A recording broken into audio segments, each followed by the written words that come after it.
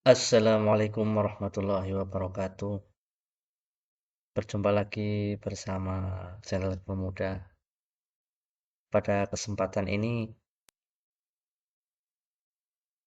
saya akan membahas tentang kisi-kisi soal pas kelas 11 mata pelajaran pendidikan agama Islam yang akan diujikan pada hari besok, tanggal 7 Juni 2022.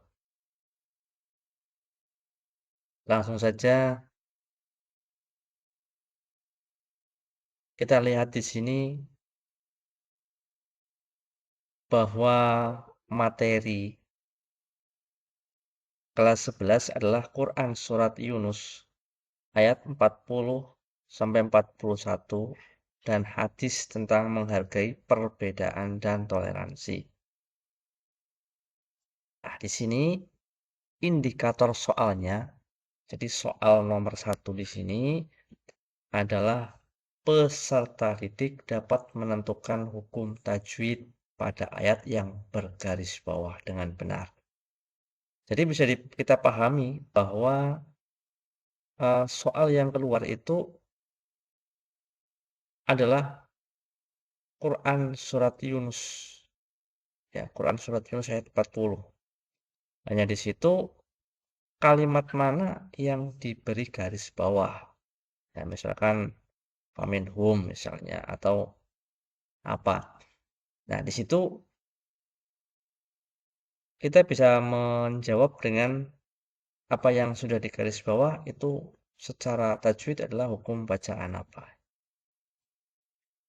Lanjut nomor 2. Untuk nomor 2 di sini adalah potongan ayat surat Al-Maidah.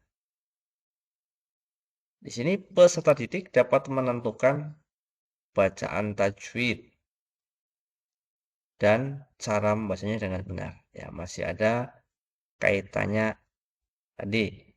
Ya, masih seputar tajwid. Kalau ini adalah surat Al-Maidah ayat 32. Kalian bisa belajar dan dibuka modulnya Quran surat Al-Maidah.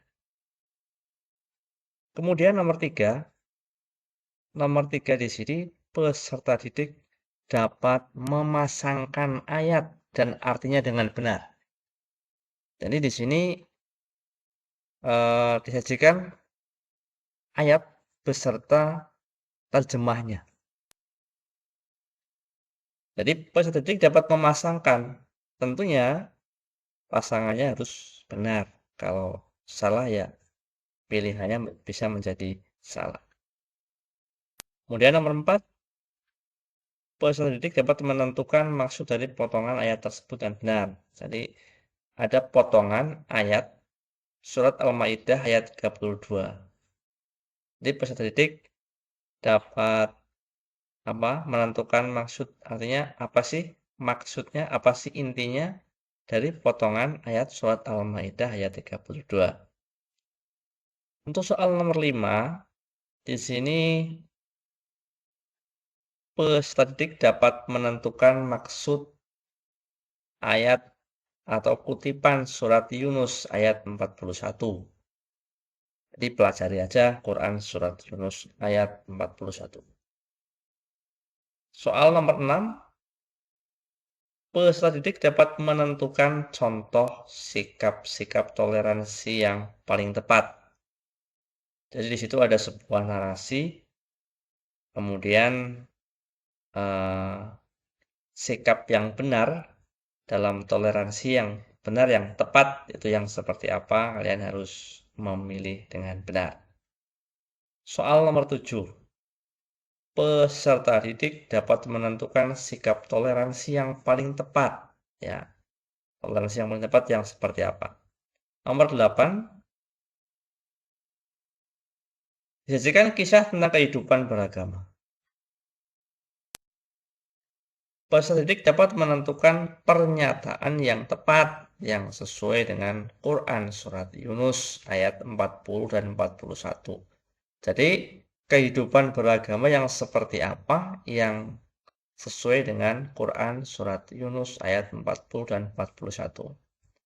Nomor 9. Nomor 9, peserta didik dapat menentukan kandungan ayat tersebut. Jadi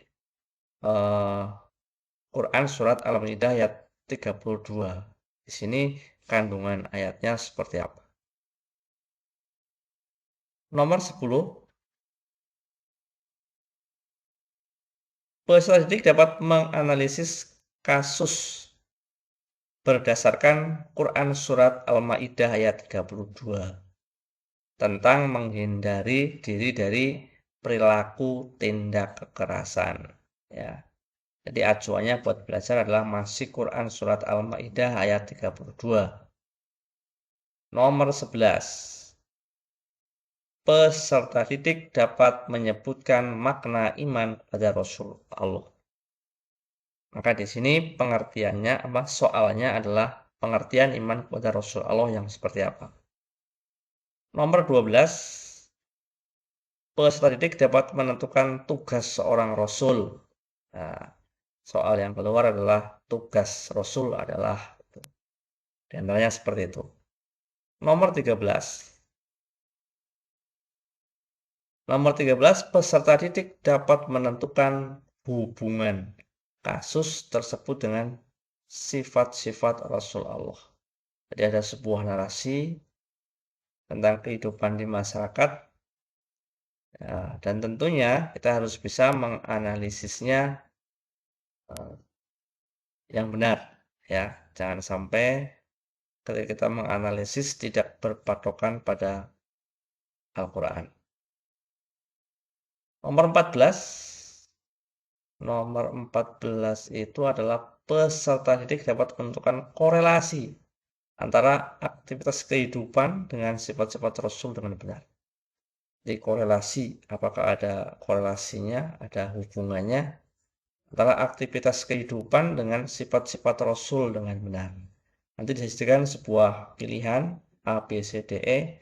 Kalian harus memilih dengan benar. Nomor 15. Peserta didik dapat menentukan sifat yang mencerminkan sifat-sifat Rasul. Di sini sifat-sifat Rasul itu yang seperti apa? Kaitannya dengan soal nomor 15. Jadi peserta didik dapat menentukan sifat yang mencerminkan sifat Rasul. Nomor 16, peserta didik dapat menentukan implementasi atau penerapan iman kepada Rasul-Rasul Allah. Jadi di sini soalnya sudah jelas bahwa tentang implementasi iman pada Rasul-Rasul Allah. 17. Sajikan narasi tentang beriman kepada Rasul-Rasul Allah. Peserta didik dapat menentukan perilaku yang mencerminkan beriman pada Rasul. Ya. Jadi di sini juga perilaku. Nomor 18, peserta didik dapat menentukan perbedaan antara Nabi dan Rasul. Nah, jadi soal yang keluar adalah apa perbedaan Nabi dan Rasul. Ada sebuah pilihan. Nah, nomor 19, peserta didik dapat menganalisis implementasi sikap dalam kehidupan berdasarkan narasi tersebut dengan benar. Masih tentang implementasi sikap. Kemudian nomor 20, peserta didik dapat menyimpulkan hikmah beriman kepada Rasul Allah dengan benar. Kesimpulan daripada hikmah iman kepada Rasul Allah itu yang seperti apa? Nomor 21. Peserta didik dapat menentukan sikap perilaku hormat dan patuh kepada orang tua. Nah, jadi di sini sikap atau perilaku hormat dan patuh kepada orang tua yang seperti apa? Nomor 22. peserta didik dapat menentukan cara hormat kepada guru. Ya.